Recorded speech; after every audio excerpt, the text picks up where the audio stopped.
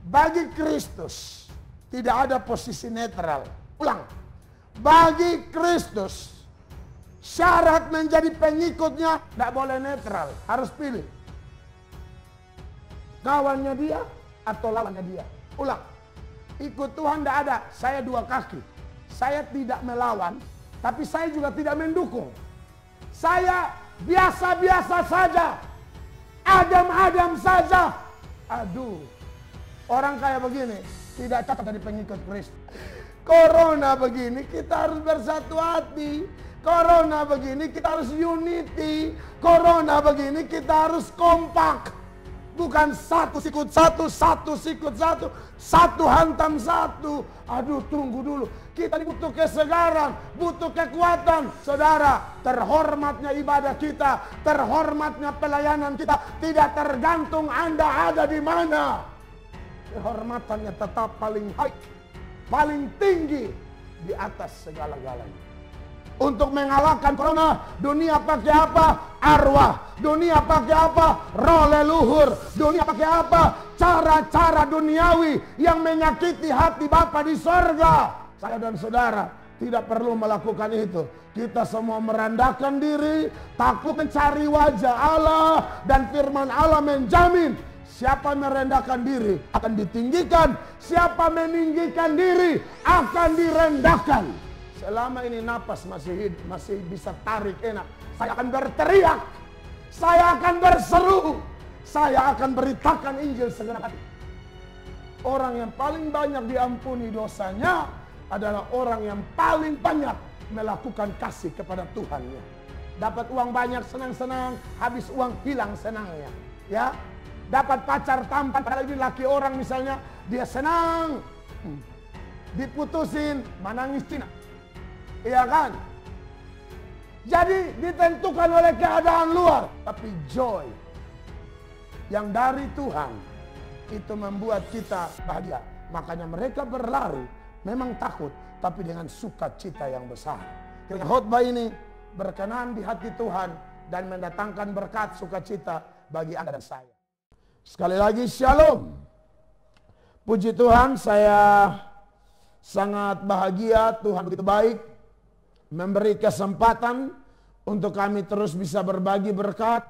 Di tengah keadaan apapun, kita boleh di rumah saja, tapi Injil tidak dapat dibelenggu. Paulus berkata sekalipun dia di penjara, dia dibelenggu, dia dirantai, tapi Injil Kristus, pemberitaan firman Allah, tidak dapat dipenjara, tidak dapat dibelenggu, tidak dapat dirantai. Oleh karena itu, kita sebagai orang percaya mengucap syukur bahwa firman Allah tetap dengan bebas, dengan luas bisa disebarkan kemanapun melalui media sosial, radio, dan lain sebagainya. Sebab kalau kita pikir-pikir, kalau andai kata Tuhan melakukan seperti apa yang terjadi di dalam surat Amos, dalam kitab Amos, salah satu nabi kecil itu, Amos mengatakan bahwa akan ada waktu orang menyeberang dari satu bangsa ke bangsa yang lain, dari satu negeri ke negeri yang lain, dari lautan yang satu ke lautan yang lain, untuk mencari sesuatu karena mereka lapar dan haus. Ternyata bukan lapar dan haus akan sembako, bukan lapar dan haus akan makanan jasmani, tapi mereka lapar dan haus akan firman Allah. Maka saya sebagai pendeta, saya terus berdoa dan berharap Tuhan memberi rasa lapar dan haus kepada semua jemaatnya, kepada semua hambanya, kepada semua orang percaya, supaya kapan saja, di mana saja, dalam keadaan apa saja, rasa lapar dan haus itu selalu ditandai dengan satu tindakan. Orang kalau lapar, orang haus, pasti dia cari makanan atau cari minuman. Karena lapar dan haus, yang saya maksudkan ini adalah lapar dan haus akan firman Allah. Maka sekalipun Anda harus rugi paket data, iya kan? Harus rugi paket data, nonton bisa 1 jam sampai 2 jam, Anda tidak merasa bahwa itu adalah sesuatu yang sangat merugikan. Tapi justru sebaliknya, adalah sesuatu yang sangat menguntungkan kehidupan rohani kita, sangat menguntungkan kehidupan kita dalam perjalanan hidup yang sementara ini. Nah, kekasih-kekasih Allah, di minggu ini saya akan melanjutkan seri khotbah yang minggu lalu. Ya, seri khotbah itu adalah Tuhan Yesus sudah bangkit. Ya, bersyukur dan bersukacitalah. Nah, kekasih-kekasih Allah, ayat yang akan kita perhatikan, saudara bisa lihat di layar, di Facebook, dan juga di radio. Saudara bisa dengar saya baca di dalam Injil Matius pasal 28 ayat 7 sampai 10. Kalau di hari Minggu lalu di Injil Matius pasal 28 ayat 5 sampai ayatnya yang ke-8, hari ini saya tambah ayat 7 sampai ayatnya yang ke-10. Demikian bunyi firman Allah. Perhatikan di layar saudara ayat-ayatnya. Dan segeralah pergi dan katakanlah kepada murid-muridnya bahwa ia telah bangkit dari antara orang mati. Ia mendahului kamu ke Galilea. Di sana kamu akan melihat dia. Sesungguhnya aku telah mengatakannya kepadamu. Ayat 8. Mereka segera pergi dari kubur itu dengan takut dan dengan sukacita yang besar, dan berlari cepat-cepat untuk memberitahukannya kepada murid-murid Yesus. Ayat 9. Tiba-tiba Yesus berjumpa dengan mereka dan berkata, "Salam bagimu." Mereka mendekatinya dan memeluk kakinya serta menyembahnya. 10. Maka kata Yesus kepada mereka, "Jangan takut. Pergi dan katakanlah kepada saudara-saudaraku supaya mereka pergi ke Galilea, dan di sanalah mereka akan melihat aku." Nah, saudara-saudara yang diberkati oleh Tuhan Yesus Kristus, di minggu lalu kita telah menyoroti bagian yang pertama, kenapa kita perlu bersyukur. Kita perlu bersukacita karena Tuhan Yesus sudah bangkit. Hal yang pertama yang sangat menarik, yang sangat penting, menjadi pegangan pedoman bagi saya dan saudara di minggu lalu dan dalam menjalani hari-hari yang Tuhan izinkan kita lalui. Poin itu ialah karena kebangkitannya, kebangkitan Tuhan Yesus mengingatkan saya dan saudara bahwa apa yang difirmankannya pasti akan tergenapi. Apa yang dia bicarakan, apa yang dia katakan, firman Allah berkata, dia bukan manusia sehingga ia berdusta. Dia kalau sudah berfirman, dia pasti melakukannya, dia pasti menggenapinya. Makanya dalam ayat 6 dari Matius 28 minggu lalu itu, saya izinkan supaya kita baca lagi. Teman-teman di Facebook, di radio bisa lihat ayat ini. Dia berkata, Matius 28 ayat 6, ia tidak ada di sini. Ini malaikat yang ngomong.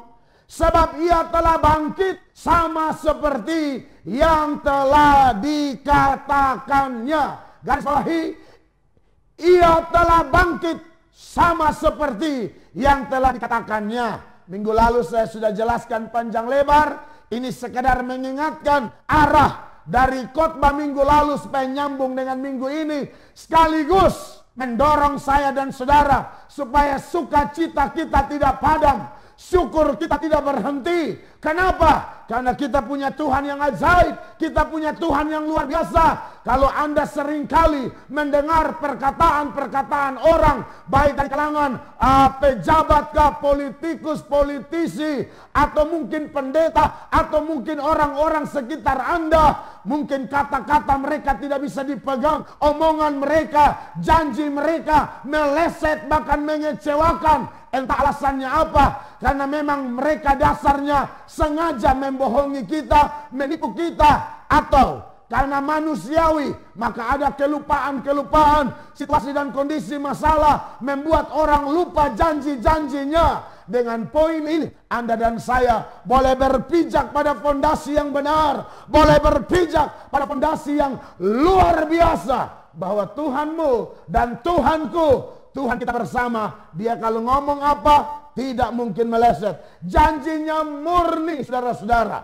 Oleh karena itu, saya mengingatkan Anda dan saya, kalau janji tentang kebangkitannya dia genapi, maka kalau dia berkata bilang begini, cari dahulu kerajaan Allah dan kebenarannya, maka semuanya ditambahkan. Anda jangan pernah ragu itu. Anda lakukan saja bagian Anda, dan Allah yang maha sempurna akan melakukan bagiannya dengan sempurna, dengan tidak meleset. Oleh karena itu, saya harap semua jemaat, semua orang percaya, Anda jangan hanya mau menuntut janji Allah, tapi Anda tidak mengikuti perintahnya. Sebab Tuhan kalau memberikan janji, biasa paketnya sama perintah. Sebaliknya, kalau dia berikan perintah, paketnya sama janji. Dia perintah Abraham bilang apa? Keluar dari negerimu, dari sanak saudaramu, tinggalkan negerimu, tinggalkan keluargamu, dan aku akan memberkati engkau. Semua bangsa diberkati karena engkau. Namamu masyhur olehmu. Semua kaum, semua bangsa diberkati. Kalau Tuhan bilang, ayo pergi beritakan Injil, dia janji, ketahuilah aku menyertai kamu sampai kesudahan zaman. Nah, saudara-saudara, makanya Anda jangan pernah takut. Dan juga sekalian jangan banyak menuntut, padahal Anda sendiri tidak memahami paket yang saya bicarakan ini. Kalau Anda mau dengar, atau mau lihat, mau rasa, janji-janji Allah tergenapi dalam hidupmu, tentu saya dan saudara juga diingatkan, ayo siapkan dirimu. Ya, sebab ada janji satu yang belum tergenapi, yaitu tentang kedatangannya yang kedua. Dia pasti kembali. Nah, sebelum dia kembali ini, dia ingatkan kita beriman sungguh-sungguh. Dia ingatkan kita jangan menjauhkan diri dari pertemuan ibadah. Dia ingatkan kita jangan menjadi serupa dengan dunia. Kalau dunia sekarang dipenuhi oleh otak hati yang kotor, gaya hidup yang kotor, kita jangan begitu. Buat yang sudah menikah, ikuti gaya Tuhan. Kalau gaya dunia, hati bercabang, selingkuh, ada pasangan yang, ada idaman yang lain, yang masih muda-muda. Kalau dunia masih pacaran free sex, hamil di luar nikah, dan lain sebagainya. Anak Tuhan, patahkan ini budaya. Kita beda, kita jaga kekudusan sambil berkata, roh yang Tuhan tempatkan di dalam diriku memungkinkan aku hidup tampil beda, lain daripada yang lain. Apalagi kalau dunia bisnis tipu-tipu, bisnis ya bikin nota fiktif. Anda dan saya, orang percaya tidak seperti itu, dan lain sebagainya. Kalau dunia hari-hari ini, seperti minggu lalu saya singgung, untuk mengalahkan corona, dunia pakai apa? Arwah. Dunia pakai apa? Roh leluhur. Dunia pakai apa? Cara-cara duniawi yang menyakiti hati Bapa di sorga. Saya dan saudara tidak perlu melakukan itu. Kita semua merendahkan diri, takut mencari wajah Allah, dan firman Allah menjamin siapa merendahkan diri akan ditinggikan, siapa meninggikan diri akan direndahkan. Oleh karena itu, sebagai hamba Yesus, saya ingatkan janjinya tentang second coming, kedatangan yang kedua, pasti dia genapi. Ya, siapkan dirimu, siapkan diri kita bersama, supaya kapanpun, di waktu yang tidak diduga, Yesus datang. Engkau dan saya bukan seperti 5 gadis yang bodoh, yang hanya nonton, yang hanya lihat orang isi minyak di pelita, yang hanya lihat orang mempersiapkan diri. Dia hanya menjadi tim penilai, tim pengukur, dan kerap kali menjadi orang yang menghakimi orang saja tanpa memeriksa dirinya. Tapi 5 gadis yang bijak, wow, itu teladan menarik bagi Anda dan saya. Siapkan dirimu. Siapkan diri kita bersama sambil berkata, kapan engkau datang Tuhan, hamba siap dengan kekuatan roh dan firman-Mu. Itu poin pertama minggu lalu ya. Saya ingatkan kembali supaya segar ingatan saya dan jemaat semua. Hari ini saya tambah satu bagian lagi. Apa alasan saya dan jemaat terkasih, semua orang percaya, apa alasannya Anda dan saya harus bersyukur, bersukacita karena Yesus sudah bangkit. Hal yang kedua ialah karena orang percaya, saya dan saudara, melalui peristiwa ini ada satu pesan penting, yaitu kita diberikan kesempatan untuk memberitakan Injil. Kalau saya ngomong memberitakan Injil, berarti Anda dan saya harus bermegah di dalam Tuhan, berbangga di dalam Tuhan. Kenapa? Anda dan saya yang hina ini dilibatkan dalam mega proyek kerajaan Allah, dilibatkan dalam mega proyek Allah Tritunggal. Saudara-saudara, kenapa saya ngomong ini? Anda perhatikan ayatnya yang ke-7 ya. Perhatikan ayatnya di layar dan saya akan persoalkan ayat ini.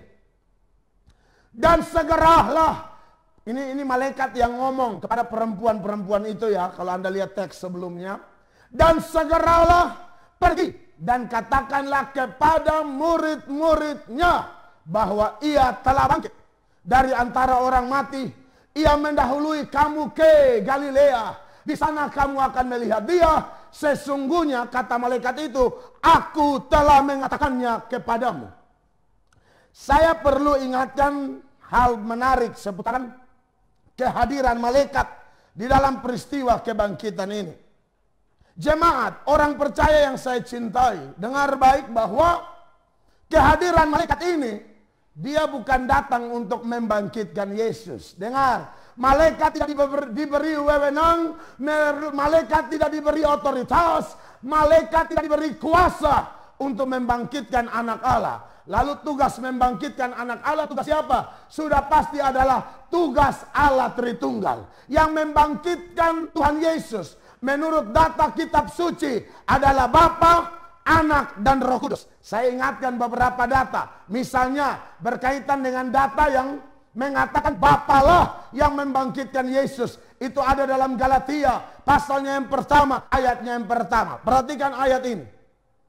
Dari Paulus, seorang rasul, bukan karena manusia, juga bukan oleh seorang manusia, melainkan oleh Yesus Kristus, dan garis bawahi, ini yang saya persoalkan, Allah Bapa yang telah membangkitkan dia dari antara orang mati. Itu data pertama, yang membangkitkan Tuhan Yesus adalah Bapa. Tapi yang kedua, Yesus sendiri pernah mengatakan bahwa dia juga berkuasa memberikan dan berkuasa mengambilnya kembali. Itu tercatat dalam Yohanes pasal 10 ayatnya yang ke-18. Yohanes 10 ayat 18, perhatikan ayatnya. Tidak seorang pun, kata Yesus, mengambilnya daripadaku, melainkan aku memberikannya menurut kehendakku sendiri. Yesus bilang begini, aku berkuasa memberikannya dan berkuasa mengambilnya kembali. Galatia 1 ayat 1 bilang Bapa membangkitkan Yesus. Yohanes 10 ayat 17-18 Tuhan Yesus bilang aku berkuasa memberikan, aku berkuasa mengambilnya kembali. Dan Roma pasal 8 ayatnya yang ke-11 mengingatkan peran Roh Kudus juga dalam bangkitan Tuhan kita. Perhatikan ayatnya. Roma 8 ayat 11. Dan jika roh dia, ini maksudnya Roh Kudus, roh dia yang telah membangkitkan Yesus dari antara orang mati dan seterusnya. Berarti jemaat yang diberkati Tuhan, kalau ini pengetahuan bagi kita, catat ayat-ayatnya. Kalau ada pertanyaan, siapa yang membangkitkan Yesus? Bapa, Anak, dan Roh Kudus. Siapa yang membangkitkan Yesus? Allah Tritunggal, pusat pujian penyembahan kita. Nah, kalau begitu malaikatnya datang ngapain, saudara-saudara? Sekali lagi, malaikat tidak punya hak, tidak punya kuasa untuk membangkitkan Tuhan kita. Itu bukan tugas malaikat. Tapi ada tugas mulia yang malaikat bawa. Dia berkata, sesungguhnya aku telah mengatakannya. Berarti Anda ingat bahwa malaikat punya peran memberitakan Injil. Pada waktu Yesus lahir, malaikat tampil kepada gembala-gembala dan memberitakan Injil. Dan mereka berkata, hari ini telah lahir bagimu Yesus Kristus Juru Selamat di kota Daud. Saudara lihat di sini sekarang. Pada waktu kebangkitan Yesus, Ternyata yang datang memberitakan Injil pun adalah malaikat. Jadi yang saya mau omong begini, kaitan dengan poin kita. Kenapa kita bersuka cita? Kenapa kita bersyukur dengan hari kebangkitan? Karena ada pesan yang luar biasa. Dan menurut saya ini pesan sekaligus mandat terhormat. Kenapa? Karena kita diberi kesempatan memberitakan kematian dan kebangkitannya. Kita diberi kesempatan memberitakan Injil. Padahal secara jujur dari data kelahiran, data kebangkitan, tidak perlu Tuhan pakai Anda dan saya sebenarnya. Tidak perlu Tuhan pakai para nabi. Tidak perlu Tuhan pakai para rasul. Tidak perlu Tuhan pakai pendeta-pendeta. Tidak perlu Tuhan pakai orang-orang persekutuan doa. Tidak perlu Tuhan pakai gerejanya. Sebab cukup pakai malaikat saja bisa. Cukup pakai malaikat beritakan Injil selesai. Bahkan kalau dia tidak pakai malaikat pun dia bisa melakukannya sendiri. Tapi Anda lihat betapa kita diberi satu berkat, kesempatan terhormat. Untuk apa? Terlibat. Makanya saya dorong sebisa mungkin siapapun Anda dan saya, ada pujian rohani. Nanti kalau Anda meninggal, ada jiwa yang kau bawa. Hidupmu, napas yang engkau tarik, detak jantungmu yang masih lancar-lancar itu, selama engkau menjalani perjalanan yang bernama hidup ini. Sudahkah Anda mencoba mengajak keluargamu? Sudahkah Anda mencoba mempengaruhi kawan kantormu? Sudahkah Anda bergerak menjadi garam dan terang bagi tetanggamu? Sebab saya lihat banyak orang tidak ngerti hidup tanpa tujuan. Padahal Tuhan bilang dalam Efesus 2 mulai ayat 8 dan 9, dia jelaskan tentang kamu selamat karena anugerah, itu bukan perbuatan baikmu. Jangan ada orang yang memegangkan diri. Tapi di ayat 10 dia bilang kamu diciptakan untuk melakukan pekerjaan baik. Kamu dijadikan baru, kamu dilahirbarukan, kamu diselamatkan. Bukan untuk menikmati madu Injil itu sendirian. Tapi Anda dan saya wajib hukumnya untuk beritakan Injil. Lagian Anda tahu kan, amanat agung itu awal memang diberikan kepada murid-murid. Tapi kemudian itu diteruskan. Makanya Yesus bilang, ajarkan semua yang aku sudah ajarkan kepadamu. Salah satu ajarannya apa? Beritakan Injil. Jadi bisa dipastikan tugas memenangkan jiwa, tugas membawa orang dari gelap menuju terang yang ajaib, tugas semua orang. Tidak hanya dimonopoli oleh para rohaniawan, pendeta seperti saya. Tidak. Semua kita. Makanya saya bilang, salah satu cara yang paling simpel, Anda sebarkan aja video khotbah ini. Anda sebarkan saja ibadah online ini. Anda ajak saja nonton bareng. Anda ajak saja orang-orang di Facebookmu nonton. Anda sebarkan luas. Bahkan saya tahu kok, banyak orang Kupang sekarang yang radionya sedang diputar besar-besar. Diberkatilah orang model begini. Entah di pasar, di rumah, di toko, di kios, dimanapun. Dengar baik. Itu tindakan luar biasa. Dan untuk menangkan jiwa, Tuhan mau kita kerja tim. Dan tim tidak selalu harus satu gereja. Gemit sendiri. Gesia sendiri. GBI.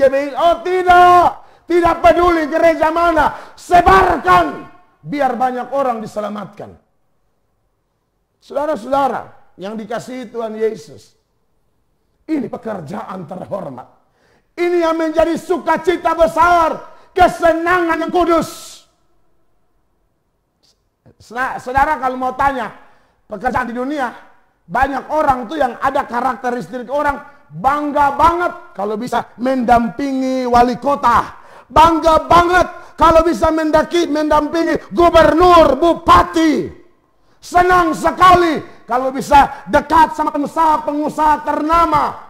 Tapi bagi saya dan bagi Anda yang punya Roh Kudus, Anda tahu kesenangan yang ditawarkan ini jauh berlipat kali ganda melebihi hanya sekedar mendampingi manusia. Bukan tidak boleh, kalau itu panggilanmu silakan. Kerjalah seperti untuk Tuhan dan bukan seperti untuk manusia. Tapi yang saya mau bilang, saudara-saudara, harusnya lebih bangga lagi. Kenapa? Karena begini, Anda kerja untuk manusia, Anda kerja untuk siapa? Pejabat, pengusaha. Saudara, itu syukur-syukur Anda dihargai. Kadang-kadang saya punya kenalan, dia bilang, waduh layani pejabat nih, kalau pejabatnya murah hati enak. Kalau pejabatnya tidak pelit enak. Kalau pejabatnya rendah hati enak. Tapi kalau ketemu pejabat sudah sombong lagi, pelit. Pelit ini kalau bahasa Kupangnya kakeek. Kakeek itu turunan kanik oebelo. Nah itu dia. Dia bilang, waduh, sukacita tidak ada. Ikut dalam dinas, hanya ada apa? Stres, tertekan. Kami punya orang tua kasih kami sekolah tinggi-tinggi, dapat gelar, tapi di matanya kami seperti tidak ada harga. Di matanya kami seperti manusia kelas 2. Di matanya kami seperti nol besar. Itulah manusia. Tapi dengar baik, kenapa kita bersuka cita? Karena Anda dan saya diberikan pekerjaan terhormat. Itu sebenarnya tugas malaikat. Tapi Tuhan kasih ke Melatok, Tuhan kasih ke pendeta-pendeta. Wow! Terima kasih banyak Tuhan Yesus. Buat kabar ini, buat kesempatan ini. Selama ini napas masih bisa tarik enak. Saya akan berteriak. Saya akan berseru. Saya akan beritakan Injil segenap hati. Sebab Tuhan Yesus sendiri pernah bilang begini. Yohanes pasal 12 ayat 26. Kalau dunia tidak hormat Anda, Tuhan tidak mungkin lupa jeripayamu. Tidak ada yang sia-sia. Bukan hanya tidak sia-sia, Dia beri hormat. Perhatikan Yohanes 12 ayat 26 sebagai data pembanding. Barang siapa melayani aku, kata Tuhan kita, ia harus mengikut aku, dan di mana aku berada, di situ pun pelayanku akan berada. Bagian akhir yang paling penting. Barang siapa melayani aku, atau barang siapa melayani Tuhan Yesus, ia akan dihormati Bapa. Haleluya. Saudara, kalau manusia sering anggap Anda nol, kecil, remeh, tidak masuk hitungan, itulah manusia. Tapi kita punya Bapa yang Dia bilang, kalau kau layani anakku, kalau kau beritakan tentang kematian dan kebangkitannya, di mana-mana engkau berusaha menjadi saksi karena namanya, anak tunggal, anak kesayangan Bapa itu, yang telah Dia berikan membayar lunas dosamu dan dosaku, dosa kita semua. Lalu Anda pun menjadi pelayannya, pengikutnya. Ini ayat bilang, tidak pusing siapa mau tidak peduli Anda, tidak hargai jeripayamu, orang tidak hormat engkau. Ada satu pribadi, pencipta langit dan bumi, pemilik napas kehidupan, sumber segala berkat, rohani maupun jasmani. Namanya Bapa kami di sorga. Dia menghormatimu. Haleluya. Bukankah ini adalah berkat besar di hari Minggu ini? Bukankah ini berkat besar di minggu-minggu sekitar Paskah ini? Kita diberkati. Makanya saya sering pendeta kan sering kena maki. Haleluya. Saya dan tim bikin tema di YouTube 3 atau 4 minggu lalu ya. Tema itu memang ide saya, karena memang yang namanya tema YouTube ya begitu. Tema harus ada menarik gitu loh, tapi tetap jujur. Temanya gereja kosong dan harus ibadah online. Gereja kalah dari corona, itu bunyinya begitu tuh, harusnya tuh. Gereja kosong dan harus ibadah online. Gereja kalah dari corona, tanda tanyanya saya hafal 3. Karena tim itu kan saya SMS apa, mereka pasang lurus-lurus yang saya WA. Jadi betul-betul 3. Tapi hampir di semua grup yang kami bagi, itu semua maki saya loh, pendeta Oon. Tanpa menonton videonya, tanpa memahami kalimat dalam judul itu, tanpa melihat tanda baca, orang langsung memaki-maki saya. Tapi Anda harus tahu, saya masih bisa sukacita sampai ini hari. Di tengah-tengah makian orang, di tengah-tengah anggapan orang, hinaan orang, pendeta bodoh, pendeta sok rohani. Saya akhirnya saya masuk. Tapi saya tidak tipe yang debat, bakalahi, bertengkar. Saya tidak mau ya. Sudah model corona kayak beginilah. Kita bertengkar buat corona begini, kita harus bersatu hati. Corona begini, kita harus unity. Corona begini, kita harus kompak. Bukan satu sikut satu, satu sikut satu, satu hantam satu. Aduh, tunggu dulu. Kita butuh kesegaran, butuh kekuatan. Tim kami mengatakan, Bapak Gembala, Hotma sekarang muskas kuat orang Bapak. Ini masalah. Benar, 100% benar. Harus kuat orang.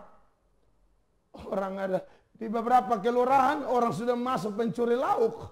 Saya baru dapat berita ini. Ini artinya dampak corona mulai kepada menu. Ya, lauk pauk. Dia tidak cari tap atau horden. Tidak. Bagi dia, apapun, mau ikan barengkes ke, mau lode nangka, atau yang sejenisnya. Ratakan meja bergelombang. Haleluya. Ini data terbaru ini. Tapi saya tidak berani sebut kampungnya dulu. Urusan polisi. Haleluya. Kami sebagai hamba Yesus Kristus hanya memberitakan Injilnya. Haleluya. Sudah ada yang mulai bongkar, masuk dan lauk. Ya, tanpa nasi, bokor bacicak dengan isi-isinya. Itu adalah paket yang harus diangkut. Ada, sudah terjadi sekarang. Di Kupang itu. Nah makanya saya sebagai hamba Yesus. Kasih kuat kita, ayo bangkit. Saudara, makanya saya bandingin orang maki kita kiri kanan. Tapi di sisi lain, Tuhan ajar kita, hei jangan gagal fokus. Jangan hanya karena makian orang, hinaan orang, serangan-serangan orang, lalu kau patah semangat, kau lemah. Pada waktu kau patah semangat, kau lemah, setan akan hantam kamu, bombardir kamu, semakin membuat kami hancur. Padahal Tuhan sedang persiapkan kamu jadi juru bicara Allah yang membangkitkan semangat banyak orang. Kenapa harus padam? Kenapa harus tertutup? Dunia boleh lockdown, kita lockdown. Kadang-kadang makan daun-daun, tapi semangat tidak boleh lockdown. Oke. Lauk kita down sekarang ya. Kangkung, bayam, daun ubi, putar kembali marungga, kelor, daun, daun, dan daun. Lauk down. Nah, saudara-saudara, yang dikasih oleh Tuhan Yesus sekalipun lockdown and lockdown. Tapi kita tidak pernah lockdown mulut kita untuk bicara bahwa di bawah kolong langit ini hanya Yesus satu-satunya akses menuju surga. Saya bergairah sekali. Nah, dari poin ini, Bapak Ibu, jemaat, pendengar radio, teman-teman yang ikut live streaming di Facebook, bagaimana?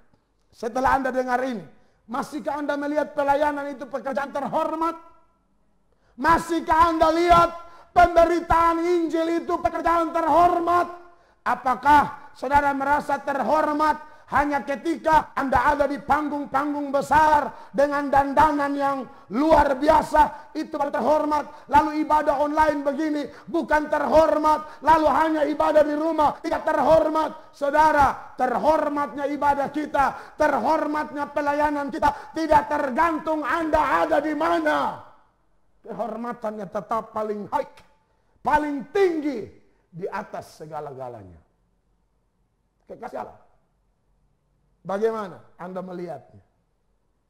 Tapi pesan saya, support saya bagi semua miliknya yang selama ini Anda tahu, itulah pekerjaan terhormat, kebanggaan kita bersama, maka diberkatilah Anda. Tapi buat Anda yang lihat pelayanan itu aneh, pelayanan itu beban, pelayanan itu terhormat kalau ketika Anda tampil, Anda show, itu baru Anda bilang terhormat.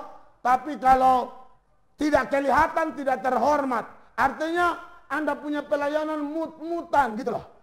Kalau kondisi ada baik, kondisi ada enak, wah kelihatan semangat sekali. Tapi bagaimana kalau situasi tidak enak? Saya mau kasih tahu sama saudara, apalagi Anda yang jelas-jelas belum ada dalam grup Tuhan Yesus. Belum ada dalam grup pekerjaan terhormat ini. Saya hamba Yesus panggil kita, ayo gabung. Kalau Anda tidak mau, ingat, bagi Kristus tidak ada posisi netral. Ulang, bagi Kristus syarat menjadi pengikutnya tidak boleh netral, harus pilih. Kawannya dia atau lawannya dia. Ulang, ikut Tuhan tidak ada, saya dua kaki. Saya tidak melawan, tapi saya juga tidak mendukung. Saya biasa-biasa saja, adam-adam saja. Aduh, orang kayak begini tidak cocok jadi pengikut Kristus. Anda mau lihat datanya? Perhatikan, Matius 12 ayat 30 berkata demikian. Siapa tidak bersama aku, ia melawan aku. Dan siapa tidak mengumpulkan bersama aku, ia mencerai-beraikan. Yang saya persoalkan bagian awal, siapa tidak bersama aku, ia melawan aku. Saudara sudah terima Yesus? Kalau sudah terima, Anda kawannya Yesus, saudaranya Yesus, hambanya Yesus, grup dalam pekerjaan terhormat. Tapi bagi Anda yang berterima Yesus, dengar baik, Anda lawannya Yesus. Saudara, ayat itu, Matius 12 ayat 30 itu, Anda tahu, itu Tuhan Yesus ngomong, gara-gara Tuhan Yesus sembuhkan orang, lalu semua umat biasa pada waktu itu juga sudah tahu, tindakan menyembuhkan orang ini adalah tanda-tanda bahwa dia adalah Mesias. Tapi Farisi-Farisi yang notabene belajar bolak-balik itu Taurat, nubuat para nabi, sekalipun mereka tahu, mereka sengaja tidak tahu. Sekalipun mereka tahu, mereka sengaja tolak. Di situ Yesus sembuhkan orang, lalu mereka tuduh Yesus sembuhkan pakai kuasa Beelzebul atau kuasa setan. Saudara, setan itu tidak bisa lawan setan.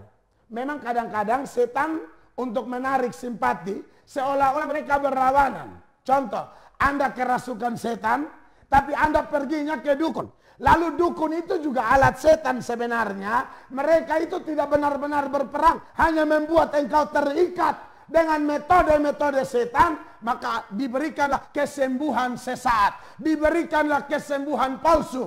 Padahal bukan menyembuhkan, dia hanya kasih pindah penyakit. Dari kepala dia pindah ke pinggang, pinggang dia pindah ke kaki, dan lain sebagainya. Tapi Anda yang sudah kerasukan setan, cari dukun. Anda pikir dukun dan setan sedang bertengkar? Tidak, seolah-olah bertengkar, padahal itu settingan untuk tipu Anda. Itu kerja setan. Makanya Yesus dalam ayat itu, kalau saudara periksa semua, Yesus bilang, masa setan usir setan? Tidak bisa. Mereka tuduh Yesus usir roh jahat pakai kuasa Beelzebul. Itu jelas tidak konsisten. Kenapa tidak konsisten? Karena di kalangan orang Yahudi sendiri dipercaya ada orang-orang yang bisa usir setan. Makanya di Matius 7 ayat 21 sampai 23 itu mereka lapor, Tuhan, kami sudah bernubuat bikin mujizat, dan ada satu lagi, usir setan. Itu setan usir setan, hanya kelihatan berperang, padahal tidak, hanya mau jebak kita. Kalau Tuhan usir setan, itu benar-benar perang. Bukan tipu-tipu, tapi mereka tuduh. Anak-anak Skewa, Anda pernah dengar? Itu tukang jampi, tukang usir setan. Tapi waktu pergi usir setan yang di apa? Dalam diri orang kerasukan setan itu, mereka bikin begitu seolah-olah kelihatan setan bertengkar. Tidak. Setan hanya takut sama roh Tuhan. Tapi orang-orang ini menuduh demikian. Maka Yesus bilang, barang siapa tidak bersama aku, ia melawan aku. Ya, jadi saudara, diberkatilah Anda yang sudah bersama Yesus dan melayani Dia. yang berseberangan dengan dia, Anda melawan pemilik hidup, pemilik dunia akhirat, Yesus Kristus namanya. Dan bagi Anda yang tidak mau melayani, Anda memilih hidupmu ada dalam kutukan. Kenapa? Saudara, di dalam Hakim-Hakim pasal 5 ayat 23, Anda bisa lihat ayat ini. Kota ini namanya kota Meros. Penduduknya dikutuk habis-habisan. Kenapa dikutuk? Karena tidak datang bantu Tuhan. Perhatikan saya baca bagi Anda. Hakim-Hakim 5 ayat 23. Kutukilah kota Meros. Firman malaikat Tuhan. Kutukilah habis-habisan penduduknya. Karena mereka tidak datang membantu Tuhan. Membantu Tuhan sebagai pahlawan. Kenapa penduduk kota Meros dikutuk? Tidak bantu Tuhan. Sekarang saya berseru kepada penduduk kota Kupang, penduduk NTT, penduduk Indonesia. Ayo datang melayani Tuhan. Ayo terima Yesus. Kalau tidak terima dia, sama dengan Anda minta kutuk. Atau pernah terima, tapi seiring berjalan waktu, pelayanan Anda tidak total. Mungkin terimanya karena ikut arus. Atau saya pakai istilah NTT, air sudah naik di batang leher, butuh jawaban, butuh pertolongan. Biasanya orang kayak begini banyak janji nih. Kalau sembuh, saya akan begini, akan sumbang keramik, akan sumbang horden, akan bantu ini. Saya akan. Kenapa? Air naik di batang leher. Sudah mau dekat mati. Dalam bencana besar. Maka mata tertuju kepada Tuhan. Sudah begitu lagi Tuhan yang maha baik. Berbelas kasihan. Tolong dia. Tapi yang persoalan. Janji tinggal janji. Komitmen sesaat. Emosi sesaat. Seiring berjalan waktu. Baru pelayanan. Makanya saya juga aneh ya. Orang lompat kayak kutu loncat, pindah-pindah gereja. Dengar. Ada pindah gereja yang bisa dibenarkan, ada yang tidak bisa dibenarkan. Yang tidak bisa dibenarkan apa? Kalau Anda itu tidak mau bertobat, pendetanya khotbah keras. Pendetanya karena Tuhan pakai, dia takut akan Allah. Dia takut kalau dia tidak menyatakan apa yang benar secara sungguh-sungguh. Dan tidak menyatakan apa yang salah secara sungguh-sungguh. Dia bertanggung jawab kepada Allah. Maka yang selingkuh-selingkuh dia tegur. Yang korupsi-korupsi dia tegur. Yang berhala-berhala dia tegur. Tapi orang tidak bisa terima ini. Makanya ada orang yang bilang, Pak Pendeta, jemaat yang di tempat Pak Pendeta sekarang aja di gereja ini. Oh iya, dia selingkuh. Saya khotbah dia tidak tahan. Dia lari ke tinggal bini itu. Saya khotbah dia tidak tahan. Dan kalau orang begitu dia keluar, lu pikir beta menangis? Kau penjahat kelamin kok. Kita omong kau tidak dengar bagaimana? Pak Pendeta, yang ini justru bisa sama. Itu grupnya sama.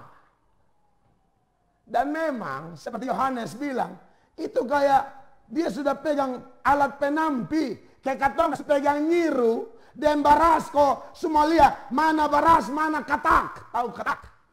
Katak ini. Dia kulitnya padi itu loh. Pakai itu loh, bayangkan aja. Ya. Jadi itu penampian. Tapis. Ini mana yang isi, mana yang palsu. Jadi kalau Anda pindah gereja gara-gara memang Anda penjahat. Pendetamu, ketua majelismu, hamba Allah bicara dan kau tersinggung. Bukannya bertobat. Tapi kau ambil sikap seperti pendengar khotbah Stefanus. Yang bukan bertobat tapi lempar pembicaranya. Kalau orang begini pindah, ini cara pindah yang salah. Harusnya. Kalau yang begini tidak usah pindah. Anda bersyukur. Di gereja kami, waktu itu, gereja Tuhan yang kami pimpin, ada orang selingkuh datang gereja. Ini pasangan selingkuh loh, bayangin aja. Selingkuh tapi berharap Tuhan menyertai. Ada loh orang selingkuh tapi berharap pertolongan Allah. Penyertaan Tuhan supaya selingkuhnya mereka itu langgeng. Anda bisa bayangkan ini. Jadi saya khotbah, saya tidak tahu kalau mereka selingkuh karena duduk pun terpisah, tidak mencurigakan. Satu sudah ada pasangan, satu belum. Lalu khotbahlah, khotbah tentang selingkuh. Saya tegur, mereka ikut ketawa. Lalu saya bilang, hei, kau sudah tukang selingkuh, kau ketawa lagi. Saudara, itu semacam cara Tuhan menangkap orang itu. Maka dia bertobat. Dia minta putus sama ibu ini. Ibunya bilang apa? Ini hubungan ada dalam rencana Allah. Ibu terlalu banyak baca buku tafsiran. Dan ibu tafsir sendiri sesuka hati. Dan ibu mengatakan, suamiku tidak tahu. Ini ada dalam skenario kekekalan Allah. Anda bayangkan, dia seperti pendebat dan teolog-teolog ternama yang memakai istilah providensia dan lain sebagainya. Padahal apa? Selingkuh.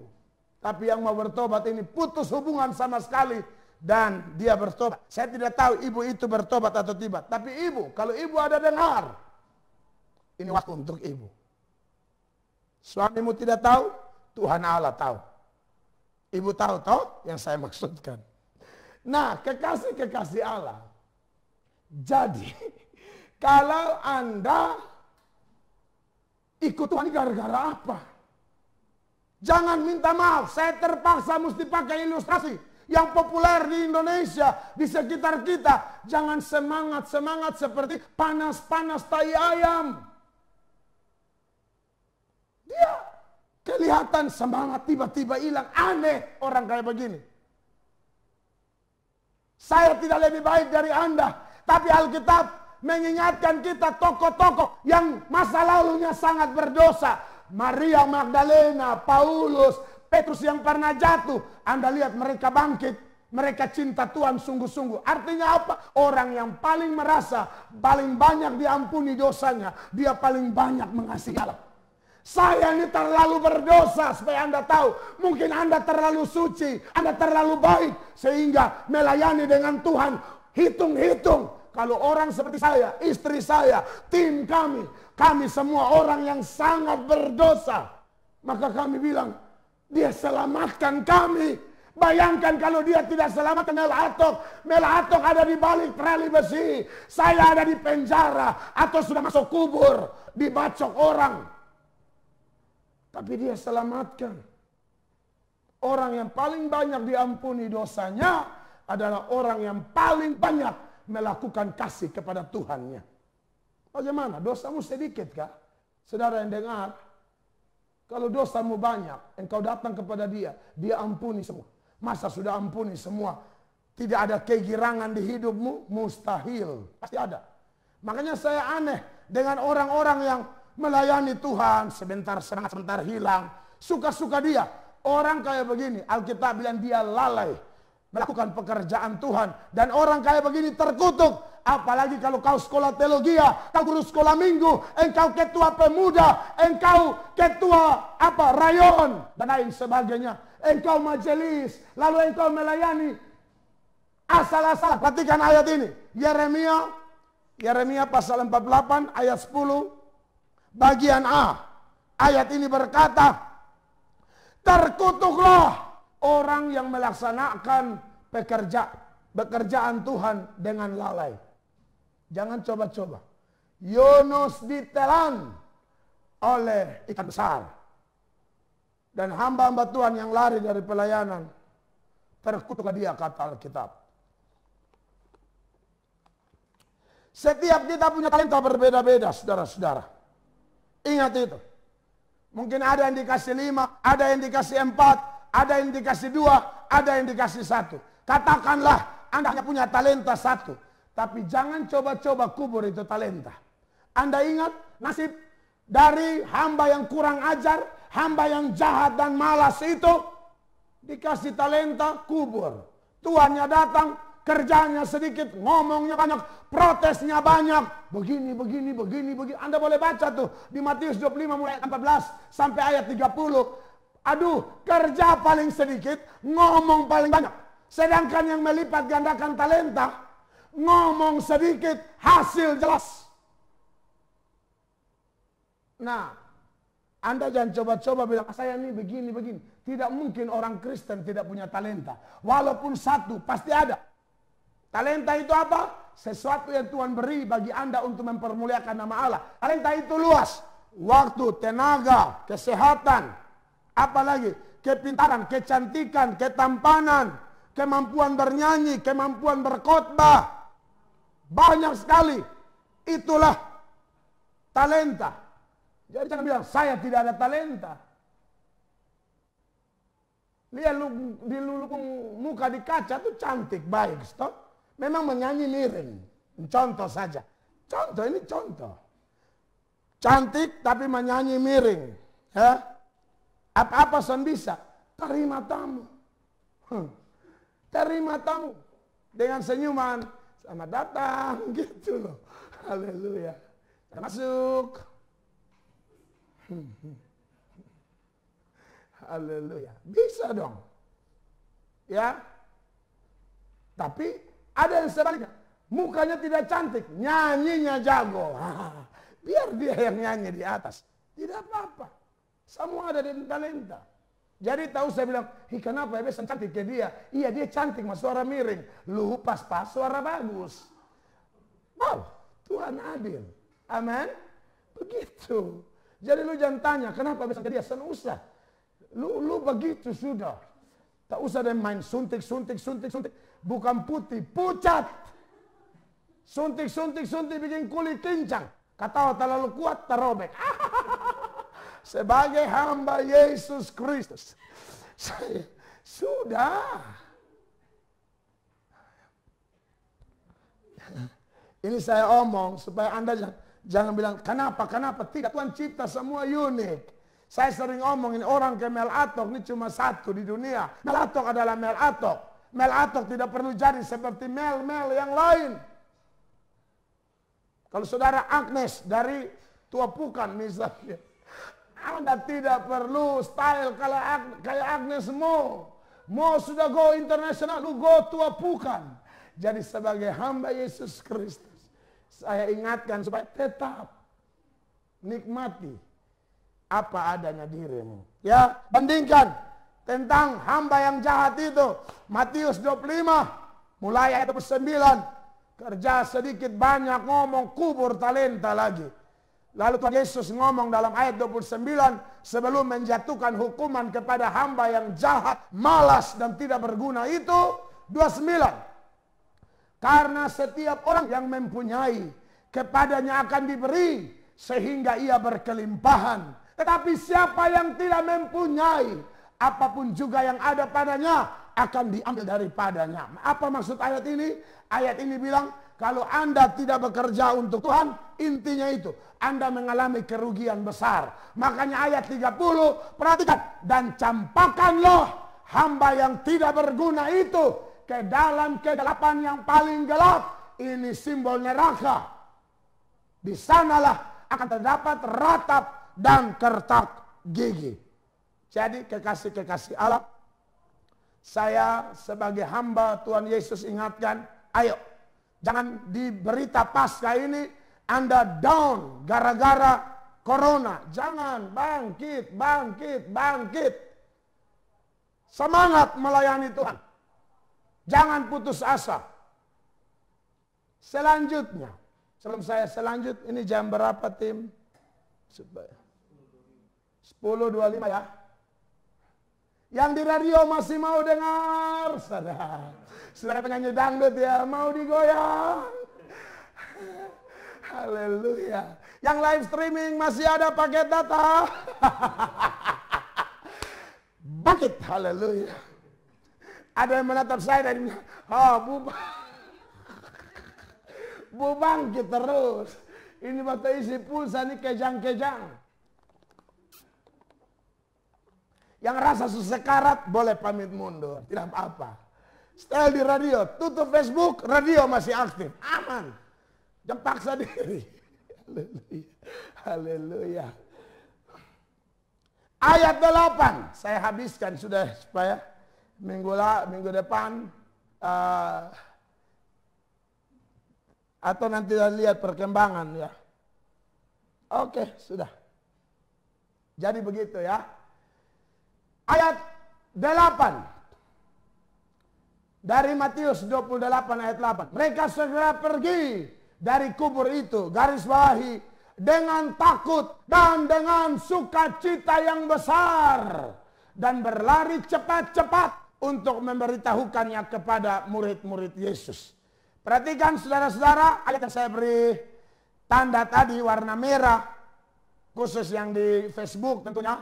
Kalau di radio yang saya garis bawahi itu. Dengan takut dan dengan sukacita yang besar. Kenapa perempuan-perempuan ini takut? Sebenarnya ketakutan ini sama seperti ketakutan yang dialami oleh serdadu-serdadu yang ditugaskan menjaga kubur. Yaitu takut karena lihat malaikat. Saudara, malaikat itu kalau hadir, waduh, orang gentar. Kemarin ada satu video viral di Afrika sana atau di mana. Ada 2 makhluk terbang di awan. Entah itu settingan atau apa. Benar atau tidak saya tidak tahu. Tapi Anda tahu, saya jujur. Saya yang lihat itu video saja sudah mulai membayangkan. Wih, kalau ini benar malaikat. Saudara lihat, kalau kita lihat burung besar, kelelawar besar aja ngeri. Apalagi ada semacam bentuk manusia sayap 2. Aduh, saya tidak ngerti. Tapi saya bisa pastikan malaikat kalau sampai menampakkan diri, itu dahsyat luar biasa. Makanya di sini mereka takut. Maka malaikat itu bilang, jangan takut dan seterusnya. Tapi yang namanya manusia, mereka takutlah. Tapi saudara lihat, yang saya mau soroti di sini. Takutnya mereka beda dengan takut serdadu-serdadu. Kalau takutnya serdadu-serdadu, itu takut gemetar sampai hampir mau mati.